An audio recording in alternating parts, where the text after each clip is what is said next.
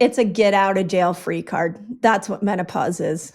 It's rewiring your brain so you can finally focus on yourself and you can finally listen to yourself. You're listening to Be Well by Kelly LeVeque.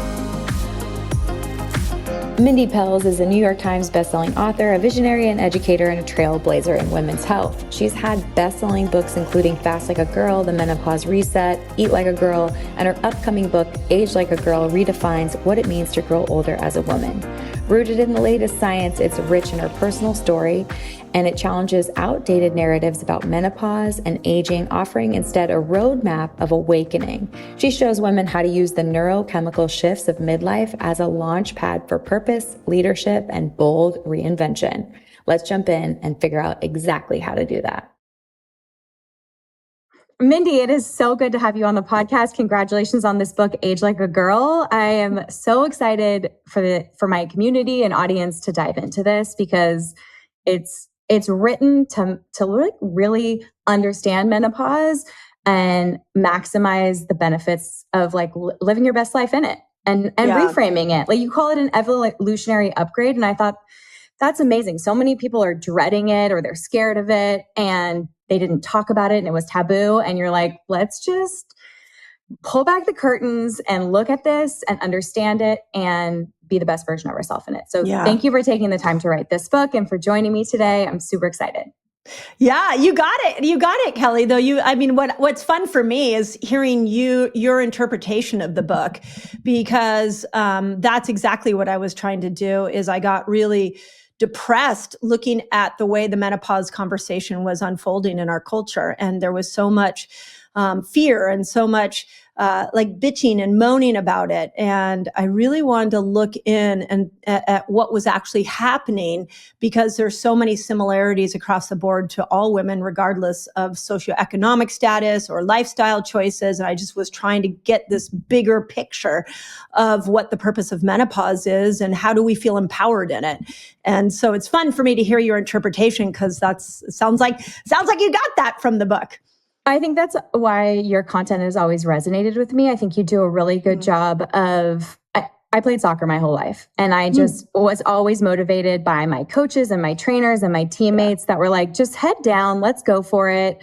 Work hard, play hard, have fun. Where's the silver lining? And you've kind of always been that way in the years that I've followed along with your content it really is. It's this shift of you can be a victim, or you can say, okay, give me the science, tell me what I need to do.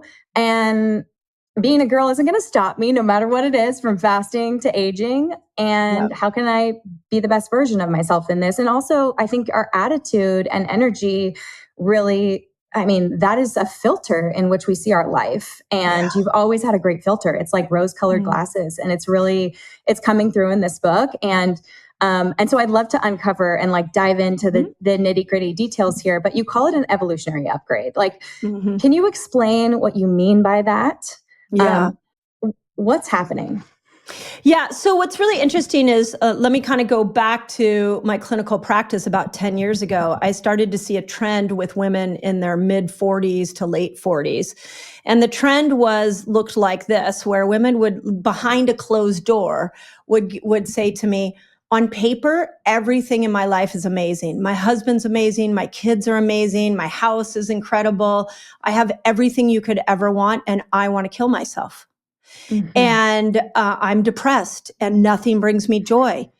And it happened to so many women. I'm not just talking one patient, because my patient was it was a family practice. We were doing lifestyle medicine. We were doing functional medicine before we even had a name for that. Mm-hmm. And I just thought, wow, all these women are experiencing the same thing. So I started to dive into what was the neurochemical explanation beyond estrogen, progesterone, and testosterone. What is going on with this neurochemical change, and how is it affecting our brains? Because these women are like, I'm not going to kill myself, but I want to kill myself. Yeah. And so that's when I stumbled upon something called the grandmother hypothesis, which is an anthropological look at why women don't die when our reproductive system stops. Now that statement, you're Okay. Right? Like, think about it. Men don't have a major organ system that shuts down in their bodies. Like that's crazy. Like, we have a major organ system that's like, I'm going into retirement. Peace out. I'm not letting eggs come out anymore. I'm going to bring all these neurochemicals down. And the statistics say we actually, if we're lucky, will live 42.5% of our life post-reproductively. So when I looked at the grandmother hypothesis, it actually reminded me a lot of when I discovered fasting, which is a lot of times we can go to what we know from the primal days as the basic mechanisms of our body. And with fasting, I discovered, wait a second, it's not about reducing calories. It's about finding the right window of eating, leaving a longer period for not eating. And then we saw all these women lose weight. With the grandmother hypothesis, the key thing there is that in the hunter-gatherer primal days is when a woman's cycle stopped. Check this out. When a woman's cycle stopped, she was elevated to a position of leadership within the culture. Now, let's just talk about that before I go on anymore, because is that what happens in our culture? No, I feel like women feel like they've aged out. They feel like their kids are old enough to take care of themselves. They have no purpose. They aren't, I would look at you, Mel Robbins. I feel like there are certain women that are that have started their career at a certain time and have continued to show up as leaders, but it doesn't happen. It's not the norm. No. In fact, we do the opposite, because I saw that. And then I started thinking about the word anti-aging. And I was like, God, it's crazy. We hate aging so much. We had to put the word anti in front of it. And then we had to create a whole industry around teaching women that if you have a wrinkle, if you have a gray hair, then you will become invisible to the culture. Yeah. But if you go back to the grandmother hypothesis says, actually, you're going to spend over 40% of your life without a reproductive system. And you're meant at that point to be a leader of the culture, not somebody who hides from the culture. Yeah. So it was a really powerful first place for me to understand why all these women were suicidal and depressed. I started realizing, well, part of it is the fear of aging, the fear of being tossed aside, the fear of being useless. And I really was like, how do we change that? Because if you dive deeper into the grandmother hypothesis, when women stopped their cycle, they were gathered together with the other women, and every day they went out and foraged for food. And the reason that these grandmothers needed to forage for food was because the more alpha males were off doing an animal kill, and they came out back with animal meat only 3% of the time. That's only 1 day out of 30 days. So it was these postmenopausal women that would go out as a group together, and they would forage for food and bring food back to feed the tribe. And the research I saw, they were basically saying we would not be existing right now as a human species if it wasn't for the grandmothers. Just walking around, getting berries, making it happen. Getting berries, getting some tubers, making it happen with no credit. Yeah. I mean, that's the hardest part, is the no credit. You're just that leadership role, that maternal role, the guidance of what's worked for them. I feel like our culture though is so disconnected. Grandmothers from their daughters to their grandkids, and those stories that are passed down, and about what kind of family are you, what did your ancestors do? What's important to you? What's always been important to your family? And it's funny because my sisters and I have my mom filling out these journals, which ask about her childhood. Because it's just going deep into what's always been the most important for our family. But it's crazy to me to think that we have to be asking her prompts to tell us these stories, or to be curious about it. I think people are so distracted, and they're obviously clearly like online and doing all the things on social media, but like to really connect with our tribe, that tribal part, I feel like is so fractured.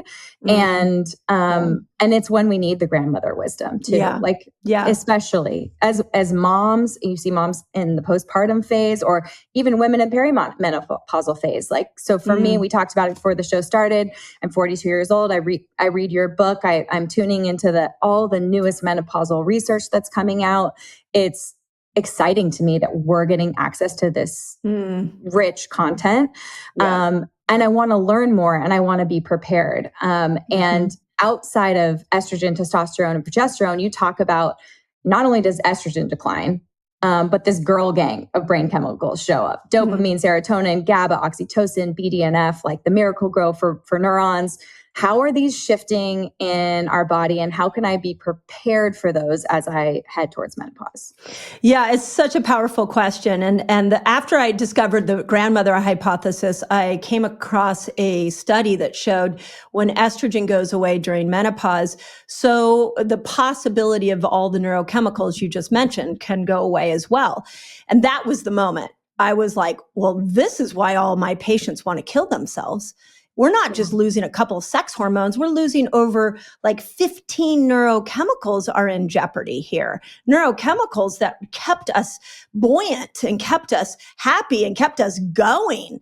And they're going away. So that led me to really understand each chemical independently. And the best way I can explain it is estrogen, the way estrogen comes in a menstrual cycle is during day 1 to day 15, she's building, or about day 12, I should say.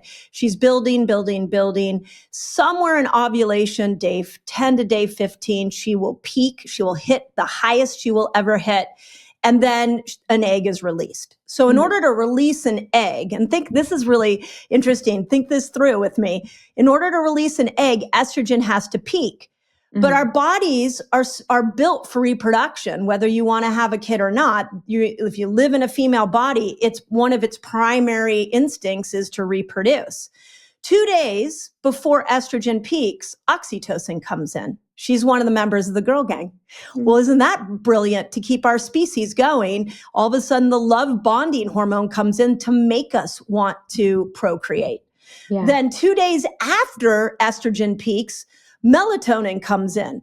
Well, isn't that amazing? Because melatonin is there to help us rest so that we can actually, if we did get a fertilized egg, we would actually slow down and start to relax so the a fertilized egg could implant on the uterine wall.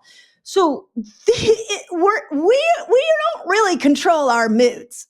Estrogen controlled our moods.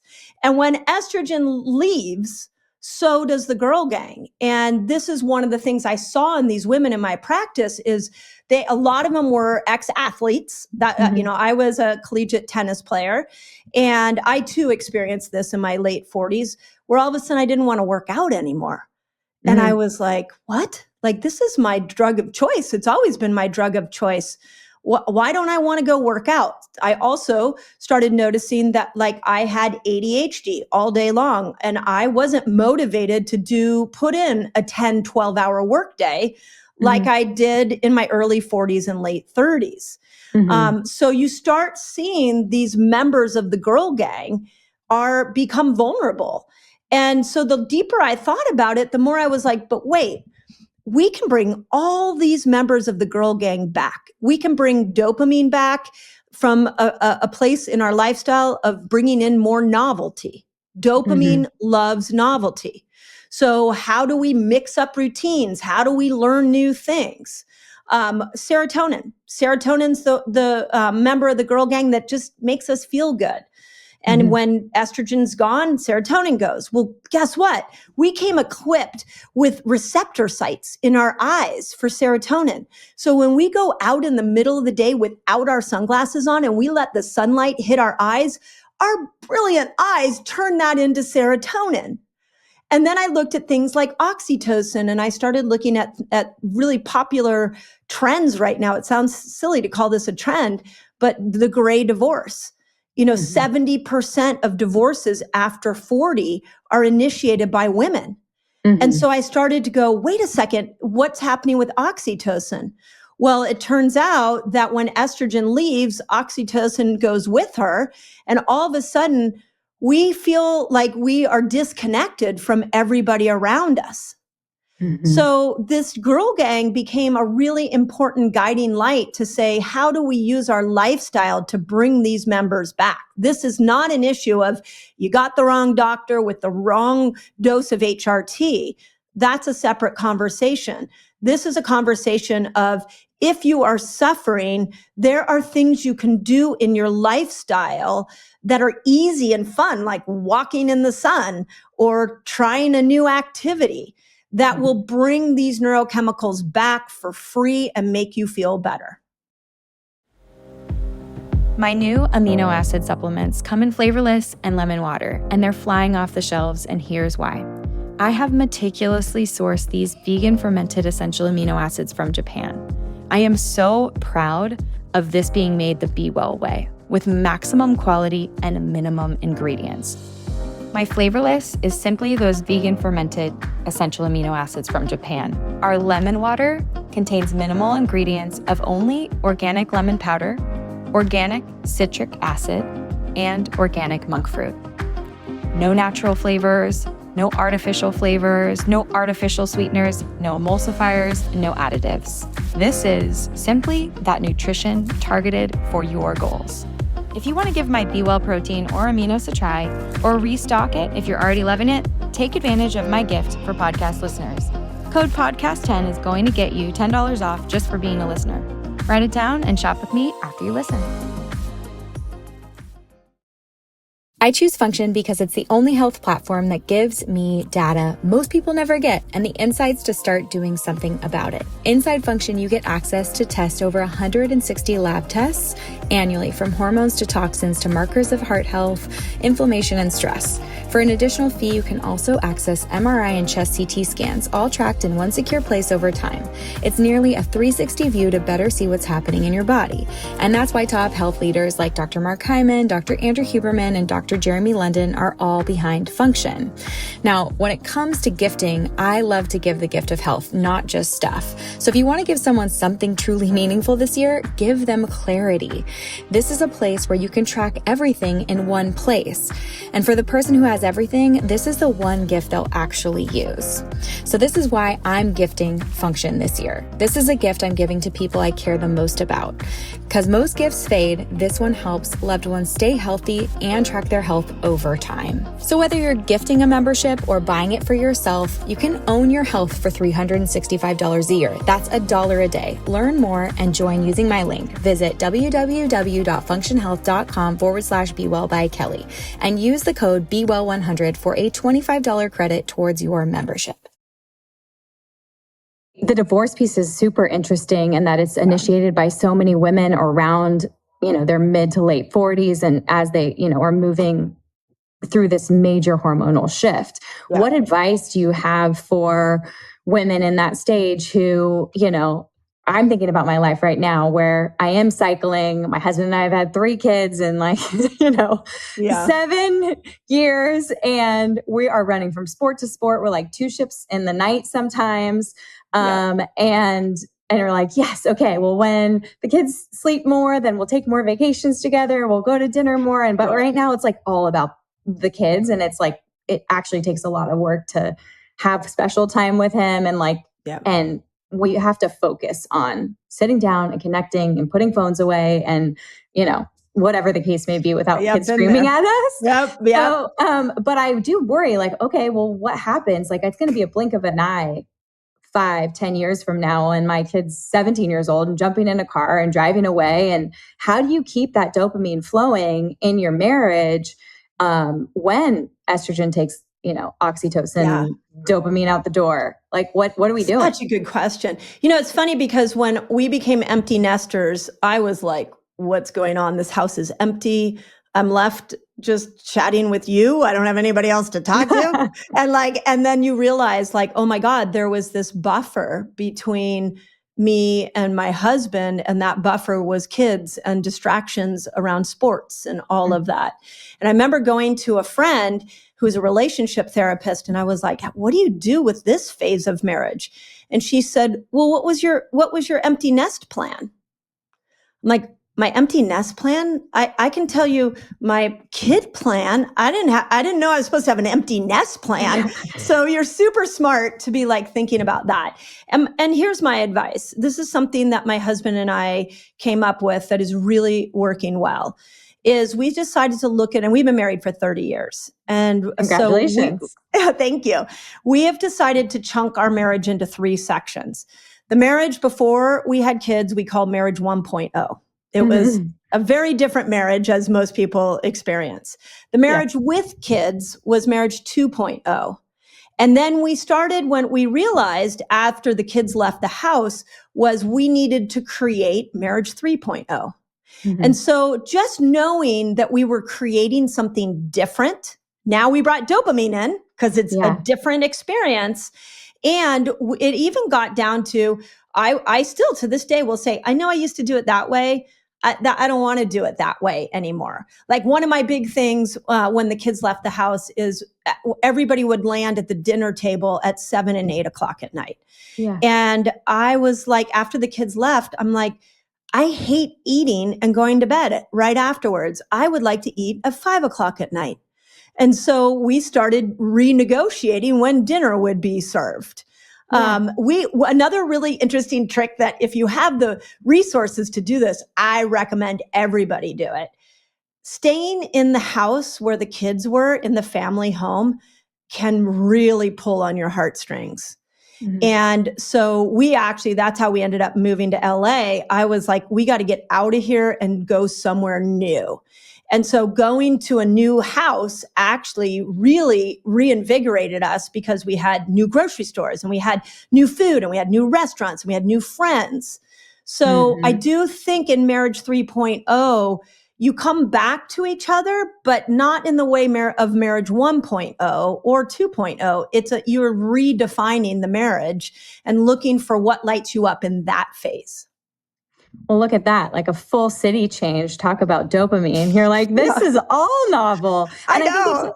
I mean, I even feel the morning of like growth of my children, like my 7-year-old, I'm like, like I'll look at the pictures of when Sebastian was like 1 and 2 and Chris is always like, stop making me sad. Stop looking at pictures.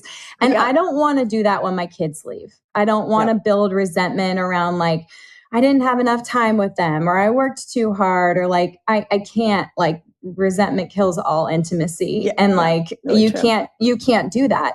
But when I think about like, it's almost like you're dating again, like you're committing to like this whole new, whether you fully move from your house or, take vacations or go live at a short-term Airbnb or whatever it is that you do. But like, I can imagine that novelty is so fun and that you're reinvigorated and excited to go do new workouts and new gyms and new restaurants and all the things. So what is that like? It sounds like it's really contributed to you kind of keeping the girl gang around. Yeah. What have been your favorite parts of like rebuilding a life with your husband in marriage 3.0? Yeah. Well, so the logistical story was that my practice and my family was raised in Northern California. And my clinic was all up there. So when I closed my clinic, the kids had moved. I mean, it felt like a ghost town for me. And like, and you know how in your house, when the kids are running in and out, you hear the door slam. It was like, the house like, was so quiet. Yeah, the house was so quiet. I have to say, I did like waking up to the kitchen being clean every morning. So but it was just like a ghost. It felt horrible. It was like somebody had taken all the energy and sucked it out of there. So if you have the resources and you can go and get out of the environment, whether it's more vacations or get to a new house, that's amazing.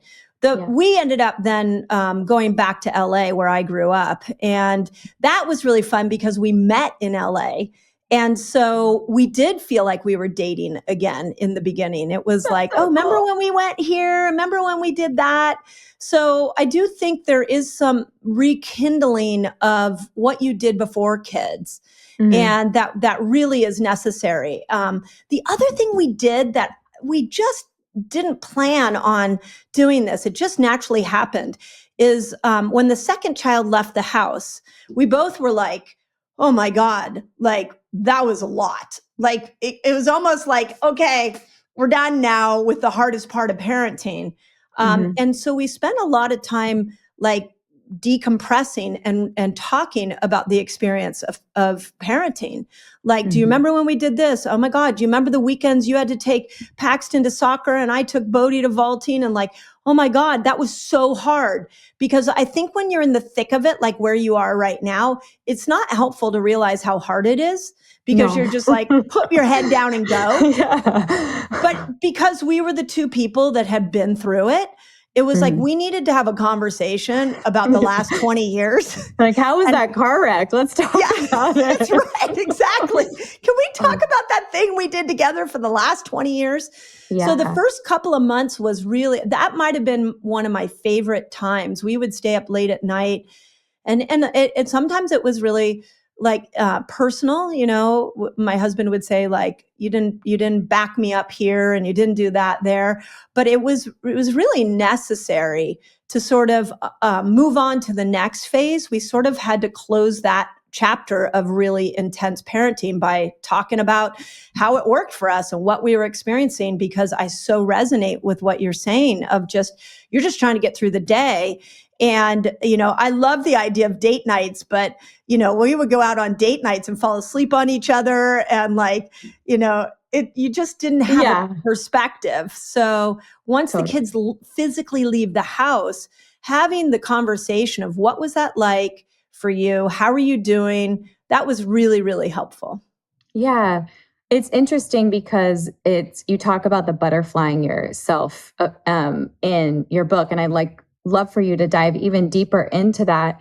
I think two things that really resonated was like the boundaries, like when estrogen leaves, understanding like, not to be such a people pleaser. We're raised to be such people pleasers and forego our own needs. And, you know, you're talking about this period of time when your kids leave the house and you can kind of like get to all this inner work and also like really get in tune with yourself and say like, is this what I want? I don't want to be having dinner at 8:00 at night and going to bed at 9. Like we need to change some things up.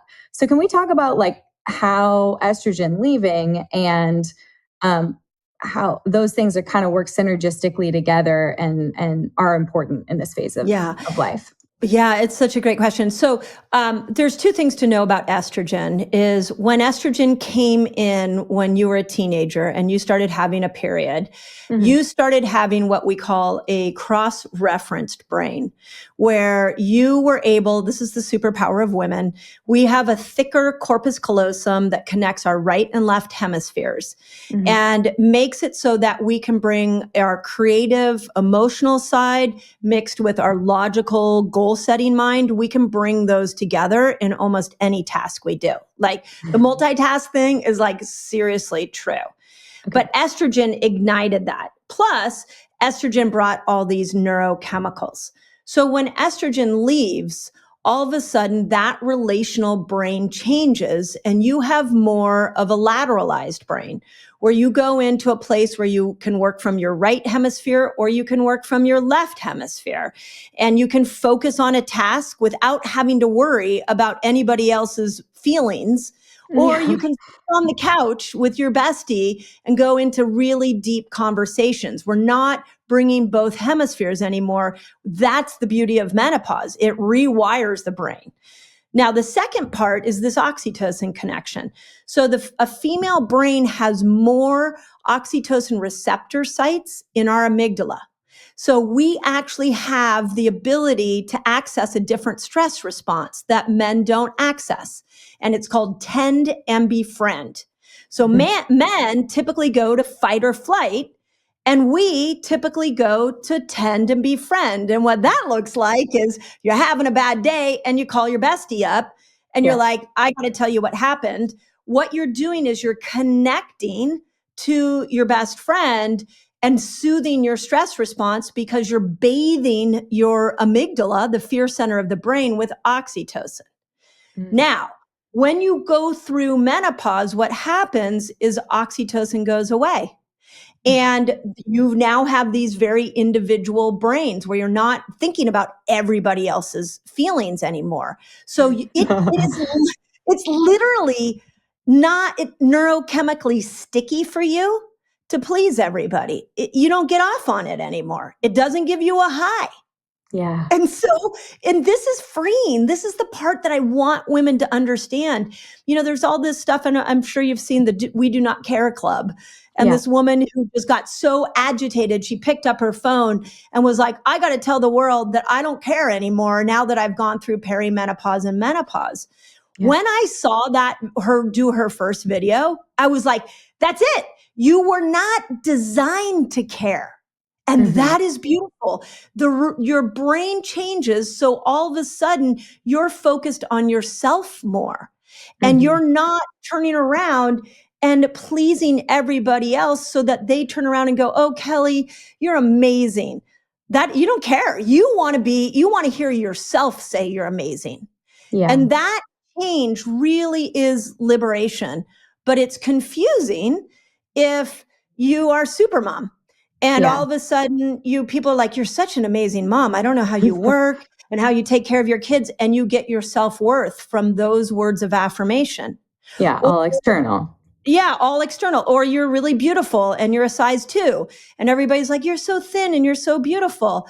Well, all of a sudden that doesn't matter to you as much. What you learn is that you just start speaking up for your truth and you start telling people exactly what you used to hold back in your head, you now actually will say. I have been a longtime fan of Costarina, a Mediterranean wellness brand devoted to fresh, simple, high-quality ingredients you can trust. Their products aren't just delicious, they're genuinely good for you, made with 3 or fewer easy-to-pronounce ingredients. I always keep my kitchen stocked with their award-winning extra virgin olive oil. It's bold, peppery, and tastes exactly how real olive oil should. I also love their organic snacking olives, their aged balsamic, and their bright crushed fruit vinegars, which is great as a mocktail and for balancing blood sugar before a big meal. But here's the best part. Costarina makes the perfect gift. It's truly my go-to for holidays and hostess gifts, you name it. Bring a bottle of olive oil from Costarina instead of a bottle of wine to a friend's dinner.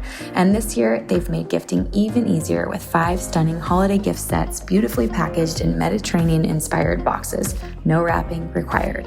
My personal favorite is the extra virgin duo gift set. And trust me, these will sell out fast. So stock up for yourself, grab a few of your favorite gifts at costarina.com/bewell, or use my code Kelly for 15% off your first order. Again, that's costarina.com/bewell, and go straight to their website and use the code Kelly at checkout. As a mom and a clinical nutritionist, I'm always looking for clean, effective ways to support my boys' health. And that's why Hiya has been a favorite in our house. Most kids' vitamins are basically candy, loaded with sugars, dyes, and gummy additives. And that's what I don't want in my pantry. Hiya is totally different. It's a chewable vitamin made with 0 sugar, pressed with a blend of 12 organic fruits and veggies, and packed with 15 essential vitamins and minerals that support immune health, energy, brain function, and more. With your first order, you're going to get a reusable bottle and all these cute stickers so the kids can decorate it. Then each month, they send an eco-friendly refill straight to your door. And if your kids are picky about greens, Hiya now has a chocolate-flavored Daily Greens Plus superfood powder that you just mix with milk or a non-dairy option. And you've got a delicious drink packed with 55 plus whole food ingredients to support brain power, development, and digestion. Now, we've worked out a special deal for my listeners. You're going to get 50% off your first order. So just head to hiyahealth.com/Kelly. That's HIYAHEALTH.com/Kelly, spelled KELLY, to get your kids the full body nourishment they need to thrive. I mean, I see women do that online all the time, and maybe they're in that phase, or some of them maybe don't need to be in that phase to say what they feel. And I was raised to speak my mind. It's interesting the way that social media, like I never grew up with it. I got it when I was senior, I got Facebook when I was a senior at USC, and it was only for email addresses. And then all of a sudden, I spent 8 years in cancer genetics, go back to school for nutrition, start Be Well by Kelly. And it was like a side hustle, fun. I'm going to share recipes, blood sugar balancing stuff online. And it felt like really, I want to say like yummy and fun and supportive. And then it turned a corner, and where so many times I want to like stand up and scream from the rooftops, something that I believe in. And I'm like, and I've done it and been like crushed by like the hate and vitriol that is all over the internet, where I'm like, okay, I need to actually like pick and choose my battles and have that bestie to call to say like, I need to tell you everything I feel about what is happening right now, but I don't always need to share my opinion online. But it is interesting to kind of think about like what that would feel like when menopause hits, to just feel like, nope, don't really like that. Don't feel like that. Don't really care what you think. Don't care if I lose the business because of it. Like I have to, part of me has to care for survival, but I really am like, whew. That's goals. That I call it. It's a get out of jail free card. That's what menopause is. It's rewiring your brain so you can finally focus on yourself and you can finally listen to yourself. But the problem that we have is that we have a culture that's taught us, especially girls, and I talk about this in the book. It's a feminist psychologist named Carol Gilligan, and her work showed that in the 1980s, she looked at girls and boys, and she saw that if you asked at 9 years old what a girl wanted to eat and what a boy wanted to eat, they would tell you exactly what they wanted to eat. By 11, the boy will still tell you exactly what he wants, and the girl will kind of shake a little bit. By 13, the boy will tell you exactly what he wants, and the girl will say, I don't know, what are you eating? And it's heartbreaking. Right? And so we've been living in a culture that has been teaching us that we are good when we are selfless. But menopause is a rewiring to make you selfish. So the butterfly became a metaphor for me because I personally had to go and look at all the parts of me that I no longer wanted to be attached to. And back to the marriage, that came up in our marriage where I would tell my husband, like, when you do X, Y, and Z, I feel like this. And he would say, you don't need to worry about me. You're taking that on for you. And all of a sudden I realized the culture taught me to do that. So the butterfly was like, when a caterpillar is done eating all it can consume, AKA life, it's done doing life in a certain way, it crawls into a chrysalis and every part of it dissolves that it no longer needs to be a butterfly. And once it's completely dissolved, the butterfly will appear. And so I was like, oh my God, we need to get women going through menopause to learn how to butterfly themselves and how to start to like actually be the most magnificent version of them, because your brain is setting you up for success in taking care of yourself and not taking care of everybody else. Yeah.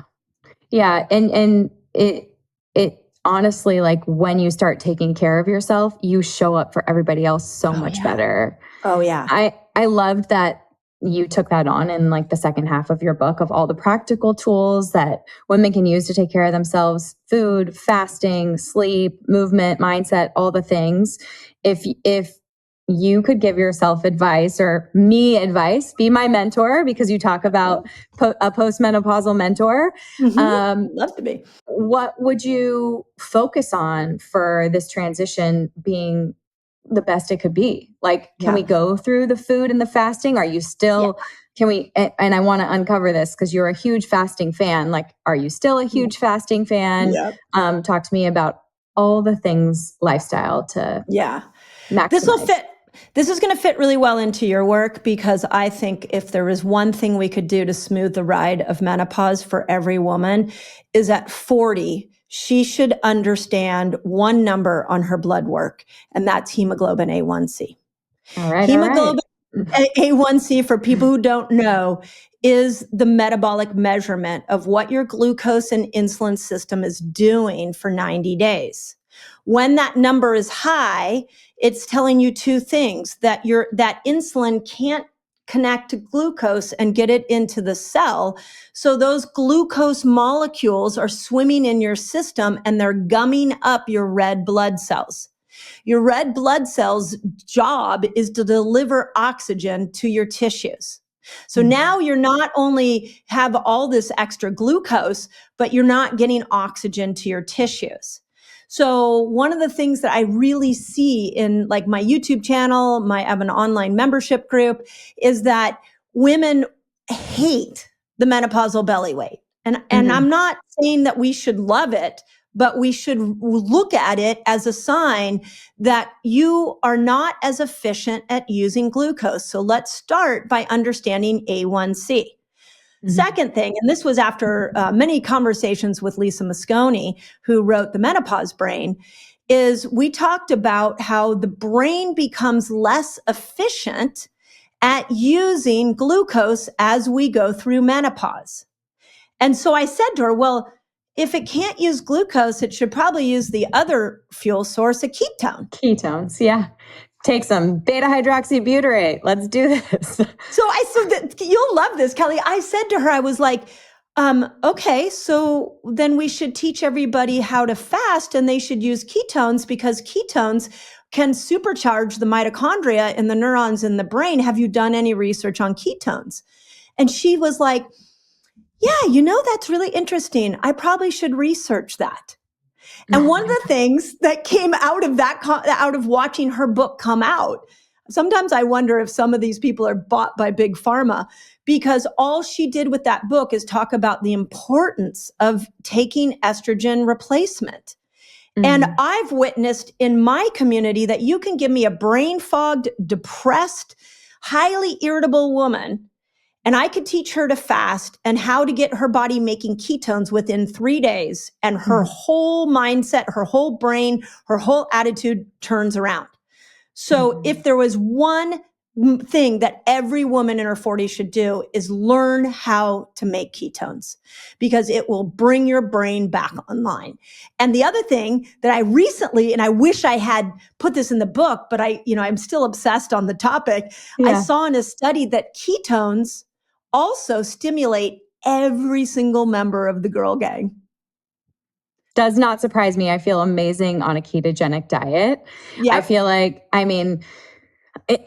know people talk about fertility, it not being like the time for that, but I will say, I got pregnant before Sebastian. I had a miscarriage. I was on like my crazy first book tour. I was traveling all over the place. My body was like, yeah, no, and maybe some chromosomal abnormalities. Anyways, we came back and I was like, okay, well, I was pregnant for like 8 weeks. I was kind of like inflamed and puffy. I was like, I'm just going to go keto. I'm going to like pull this weight off. I'm going to feel like strong, work out. I'm not on my tour anymore. I'm just going to like focus on getting ready for this baby. And then I went to New York for an event and I was using like a ketometer.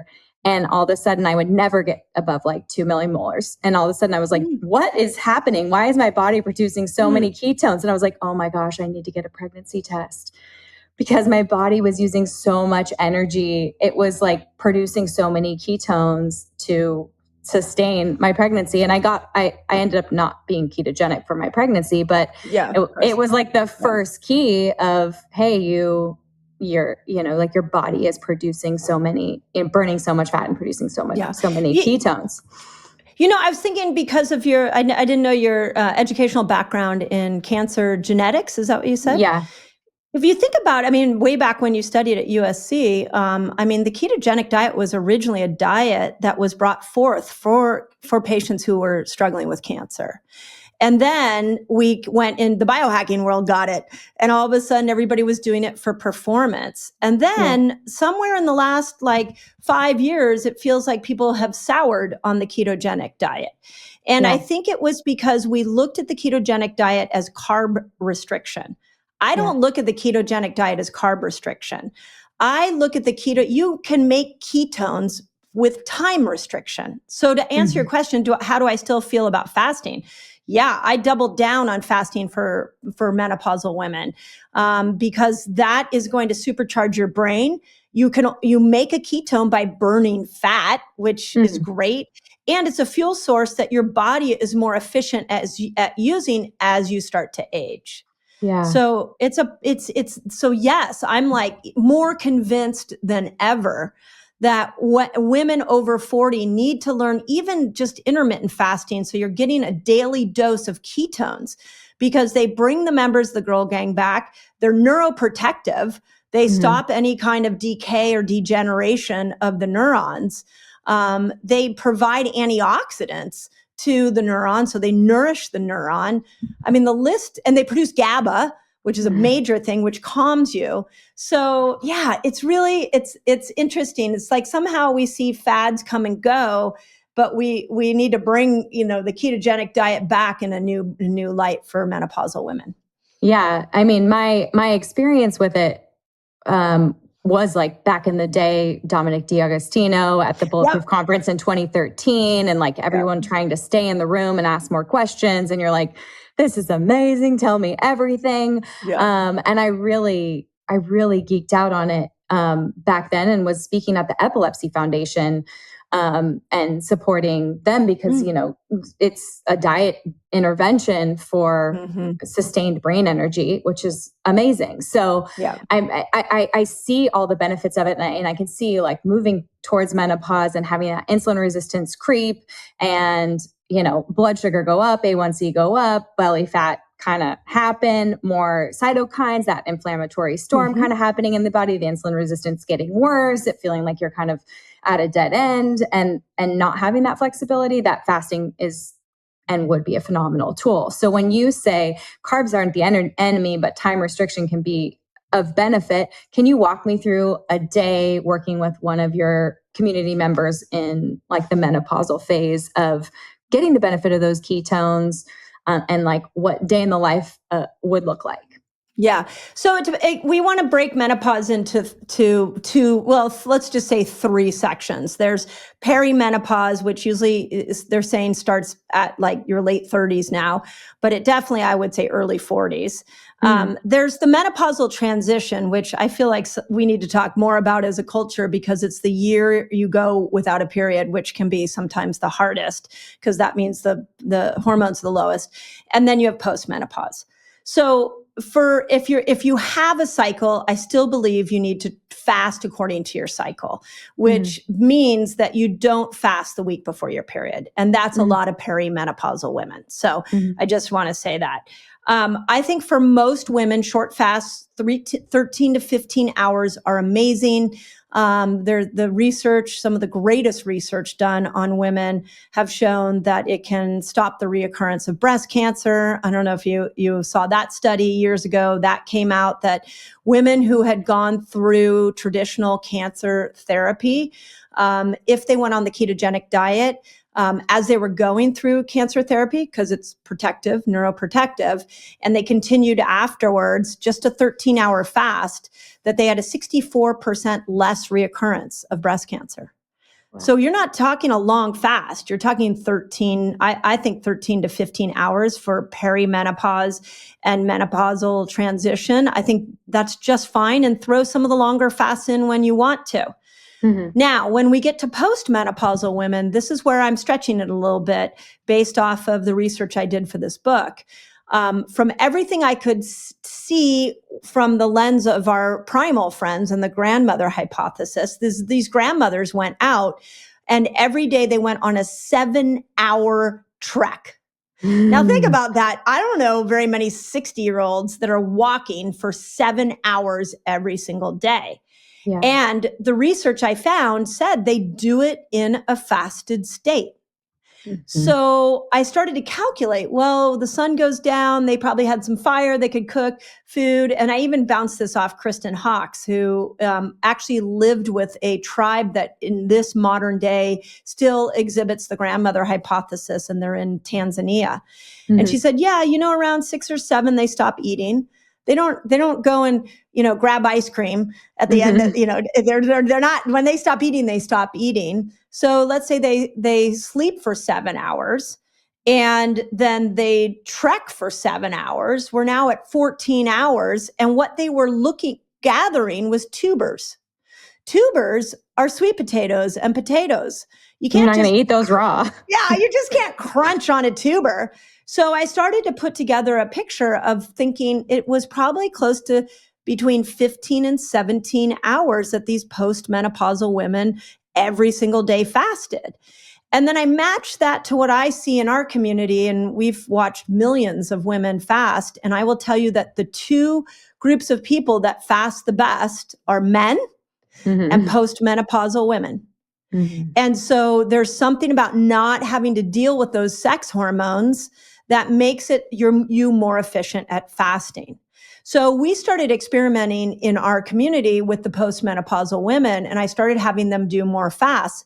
And I swear, 80-year-olds lost their menopausal belly weight just by doing a 15 to 17 hour fast every single day. And then we would teach them how to eat just normal food. We weren't even counting macros. We weren't in carb restriction.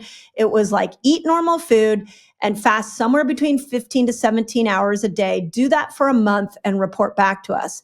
And it was shocking how many of them were like, my brain came online, my memory got better, and my belly weight that I got in my 40s, 40 years ago, went away. Wow. So I really am, and to specifically answer your question, I really I call it a 5-1-1 approach. Where 5 days a week if you're cycling, you would do a 13 to 15 hour fast. If you're postmenopausal, you would do a 15 to 17 hour fast. 1 day a week, you stretch that fast. So you want to stretch it to like 24 hours just because you want to get the healing effects and you want a little more ketones so they last a little longer. And 1 day a week, don't fast.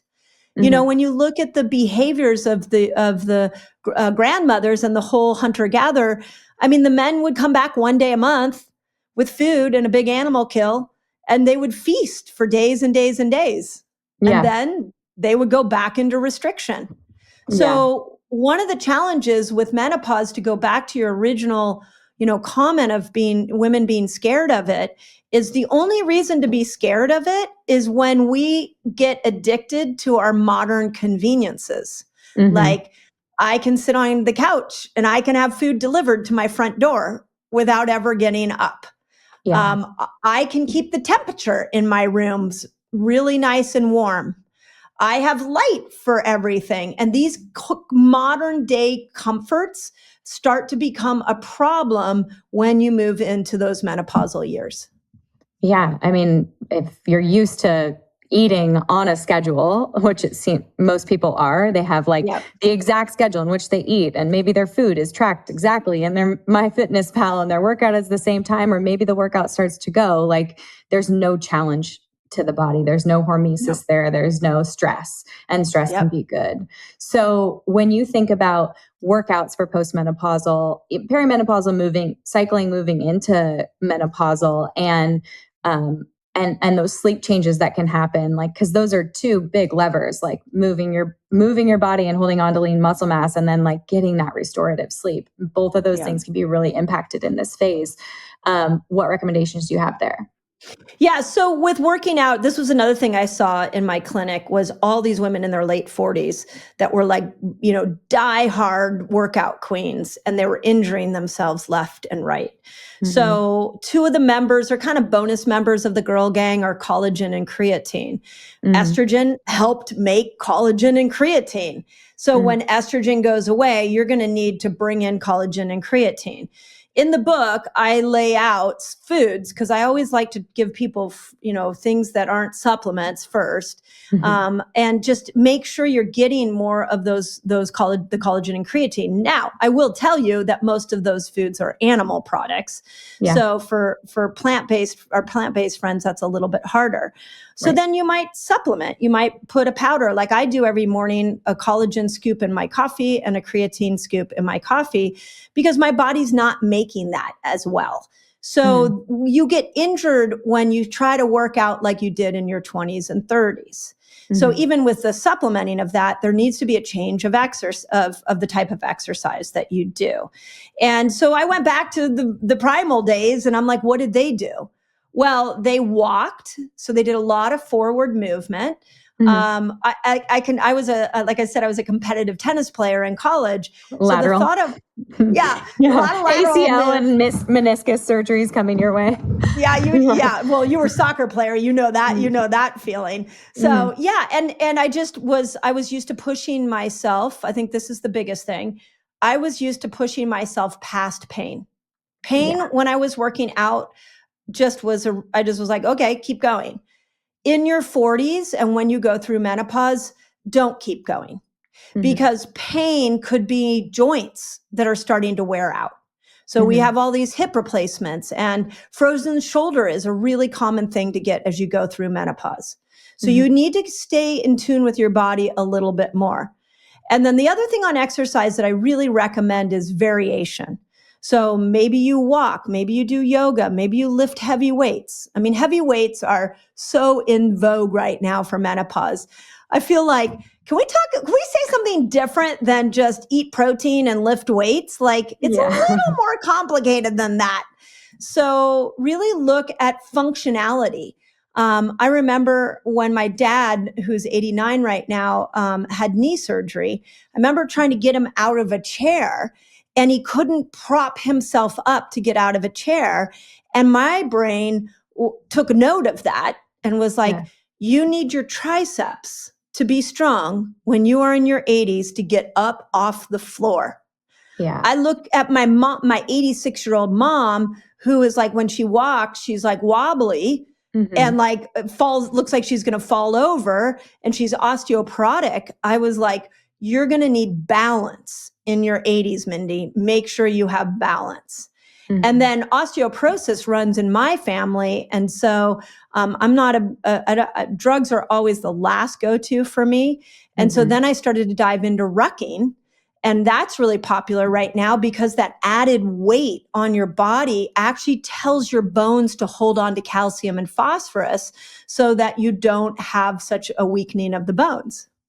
Turns out these weighted vests are worth something. Yes. So all of a sudden you start like looking around and you go, okay, in my 30s, yes, I wanted to fit into my skinny jeans and I wanted people to tell me how great I looked. But I can tell you in my 50s, I don't want hip replacement surgery. I want to keep hiking. I just started this year, I started learning how to surf. I'm like, I want to keep learning. I want to keep getting in the water every day. I want to be able to get up and off the floor with my grandchildren someday. And so it becomes a much more functional approach to working out. And I think where we see all these injuries in the 40s is when women are still trying to hold on to the way I used to do it. This is the big, you'll see throughout the whole book. It's like, you used to do it this way. And now that you're going through menopause, how about we do it this way? And exercise is one of those. Yeah.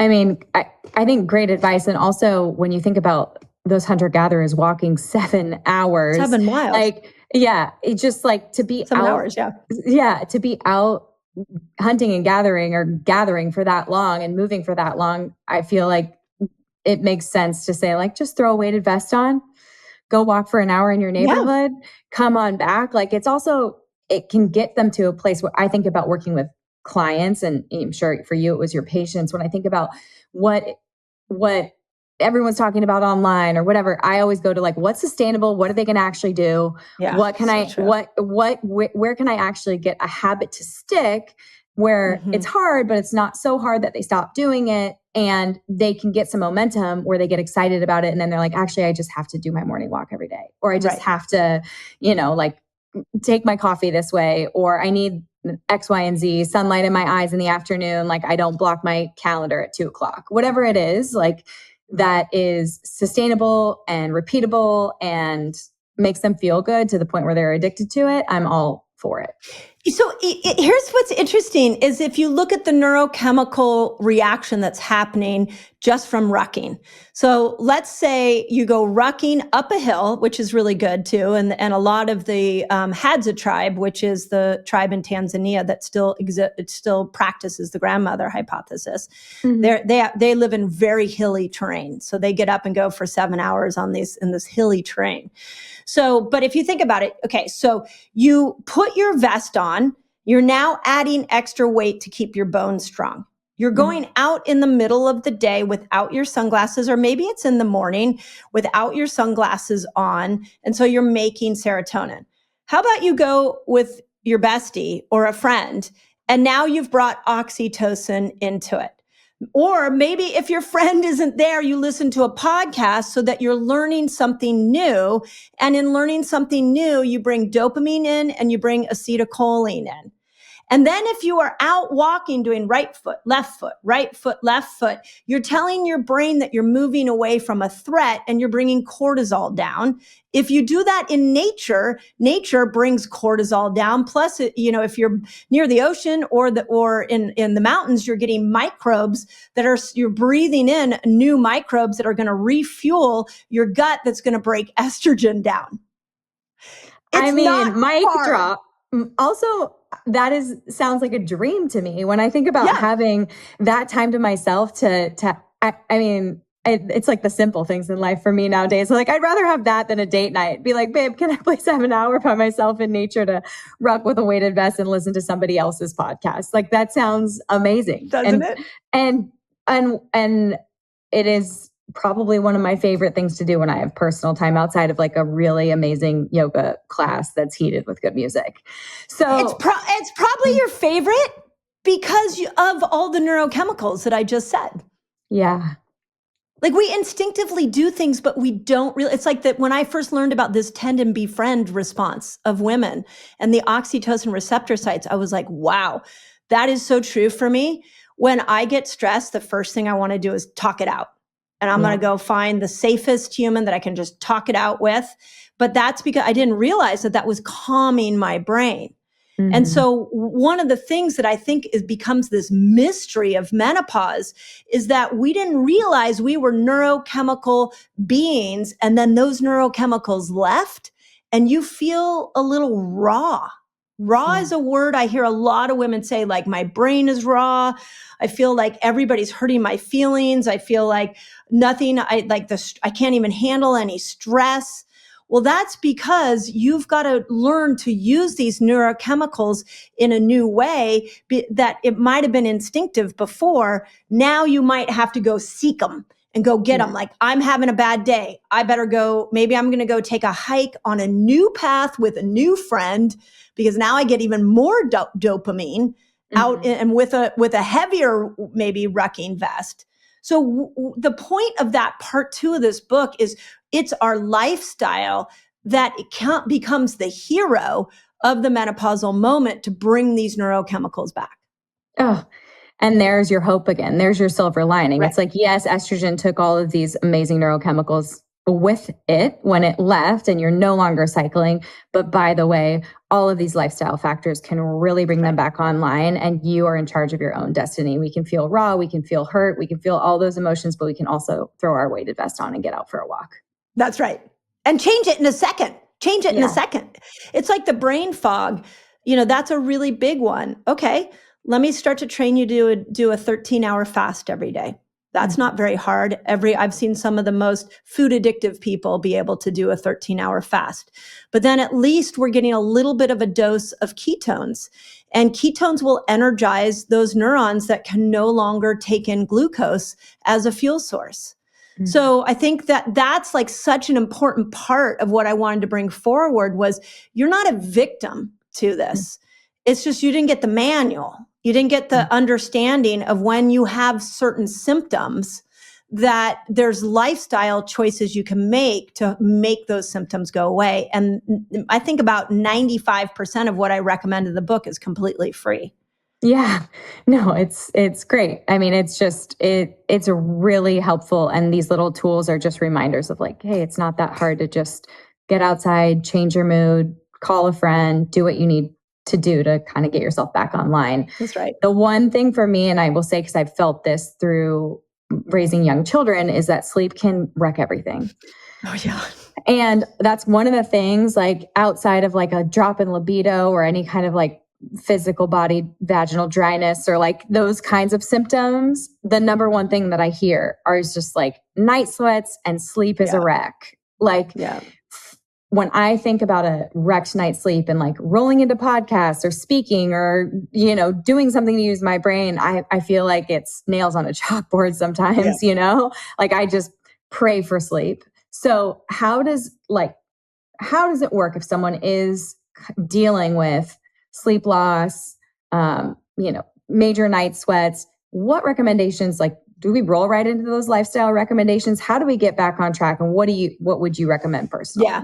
So the first thing that shocked me in the research for the book was that estrogen stimulated a part of our hypothalamus called the suprachiasmatic nucleus that is the timekeeper of where you are in your day and night cycle. So there's actually a part of your brain that is dedicated to understanding what time of day it is, and therefore it can instruct the pineal gland when to release melatonin. Well, estrogen, once again, she controlled all of that. So when she goes away, that timekeeper is off. So all of a sudden you've got women that can't fall asleep and you've got women that are waking up in the middle of the night. But the good news is that timekeeper responds to other things. So, and I know you know this one is light. Light's a big one. So are you seeing red light in the morning and red light in the evening? When we look at the sunrise and we look at the sunset, there's a red hue in the sky. And what happens during that time is the change in light actually, again, sensors in the eyes tell the timekeeper, hey, guess what? It's time to turn on melatonin at night and turn off melatonin in the morning. Then we also have to we have to realize that we're really susceptible to blue light. So when you know, where you might have laughed at somebody wearing a blue blocker glasses, you know, in your late 30s, by mid 50s, you're like, where's that free pair that somebody sent me? Yeah. It becomes really vital. So I can tell you in my house, I have a room that's all red light. And so before I go to bed at night, I actually go into that room where the red light is. I listen to some chanting music because chanting music stimulates the parasympathetic nervous system to relax me. Sometimes I have to do a little bit of yoga to kind of move my body and move energy through it. I've gotten into doodling. I'll just start doodling to the red light just because it calms the brain.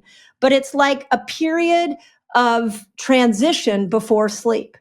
So before, when I had estrogen or lots of it, I could just put my head on the pillow and go to sleep. But now I need to instruct the timekeeper in a new way. So light, music, movement, yoga is a big one that will relax you and get you ready for bed. Those become your lifeline. The second thing that I really was geeking out on is temperature. So we keep talking about how menopausal women have to sleep in a room that's really cold. But actually, the human body starts to know to make melatonin when temperature goes down.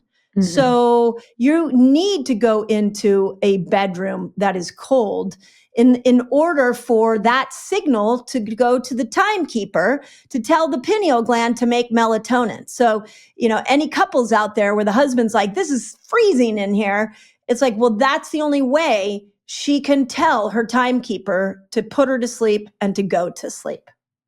So like those things, right? Like those things we kind of laugh at. No, they become lifelines when you go through menopause.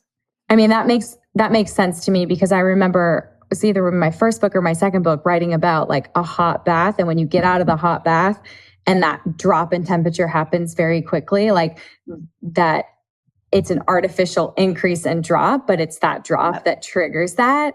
And thinking about that, even with my kids, like when I'm like, oh, we'll just skip bath. And I'm like, no, even if it's 5 minutes, like Yep. raise their temperature, let it drop, let them calm down, like really hone in and like hold on to the bedtime routine, because it's something that you can't, you need it. I mean, I committed last year to using only paper books in my room, because for a long time, Chris would call it my mini books. I would read them in iBooks on my iPhone and just do the triple tap on the right to make the screen red. Yep. But it's like, it's not blocking the blue light. It's just literally making the screen red.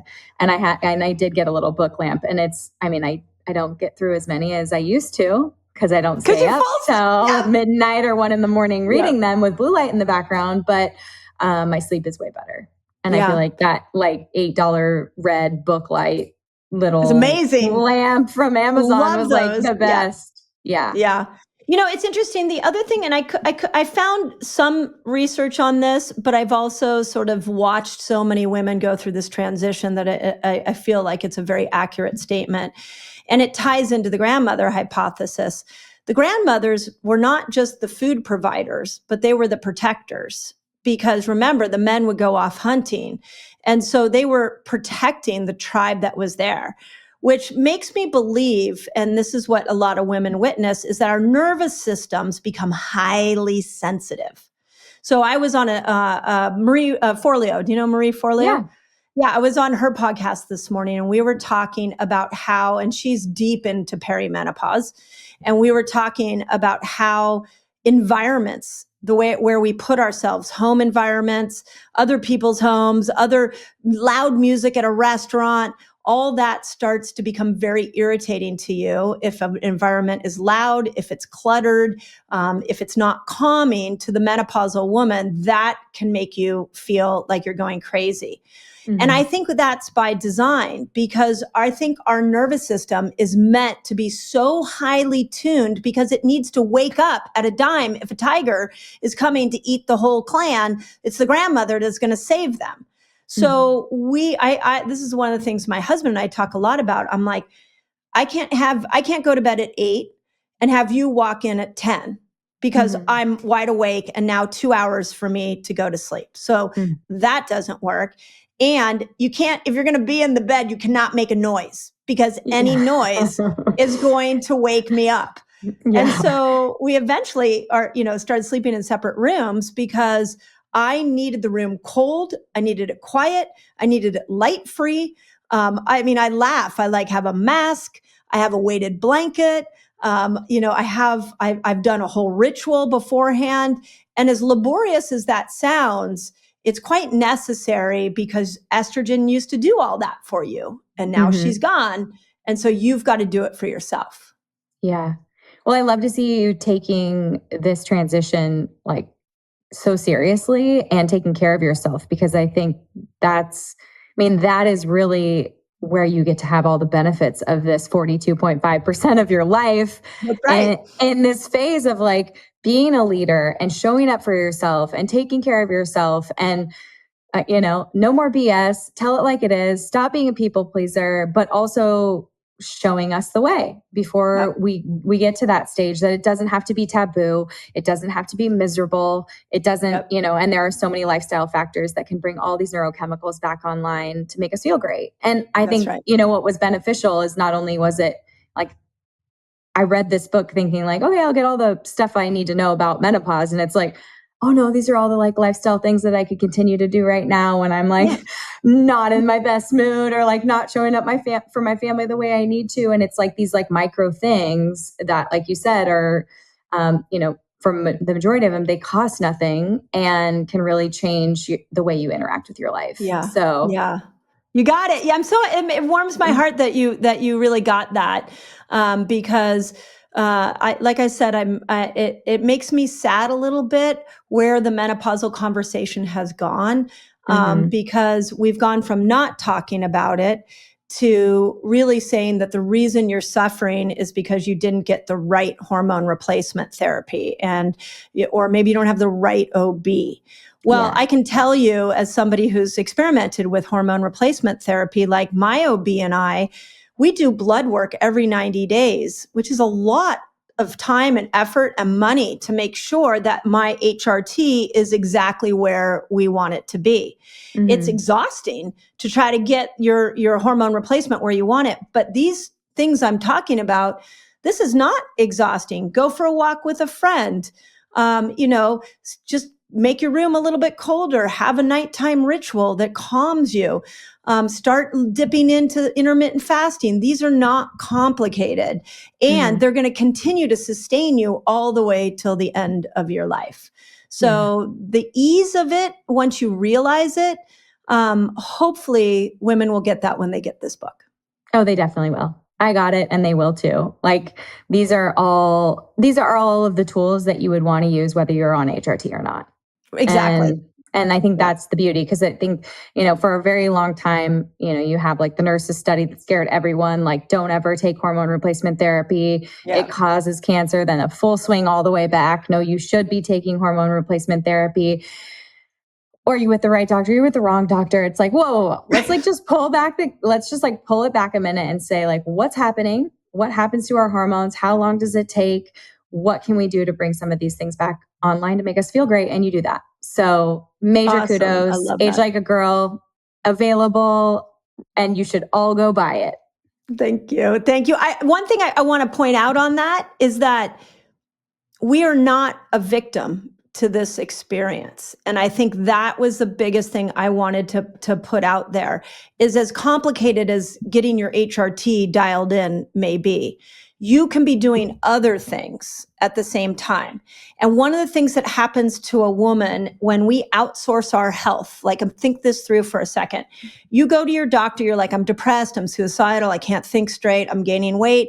She gives you an HRT patch.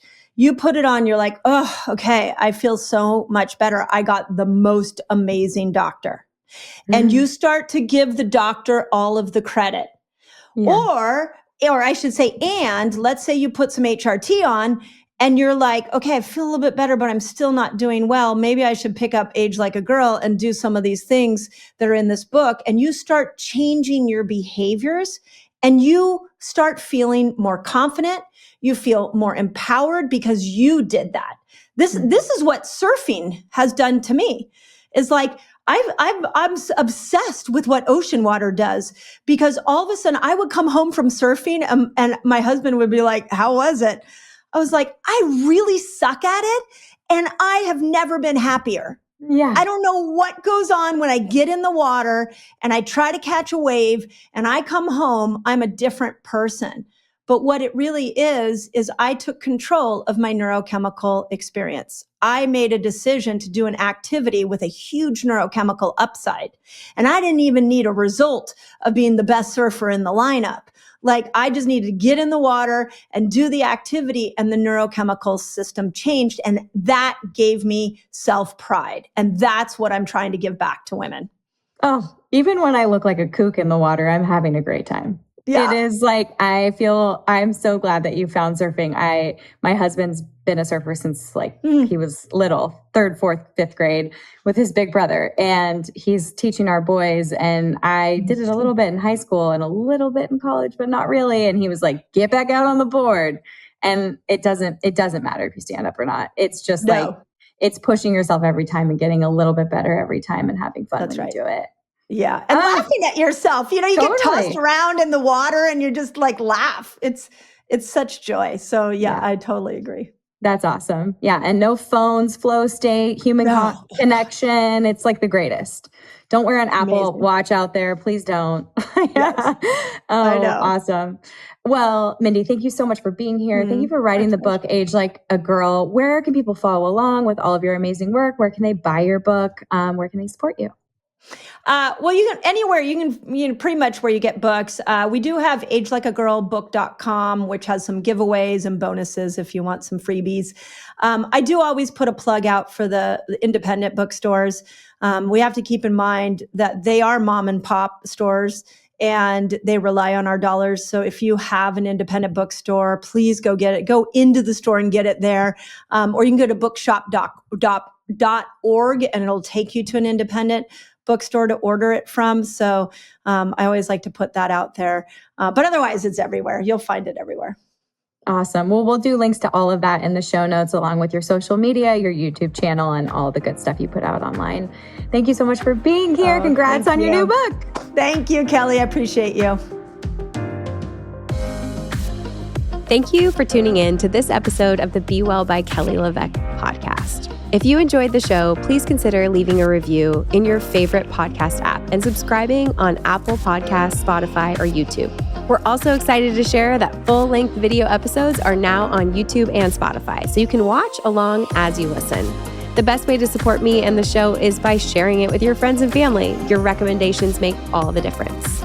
This is a Wellness Loud production produced by Drake Peterson. The video is recorded by Luke Rodriguez and edited by Jesse Trout. Sound mixing is by Mike Fry. See you next time. The content of this show is for educational and informational purposes only. It is not a substitute for individual medical or mental health advice and does not constitute a provider-patient relationship. As always, talk to your doctor or healthcare team first.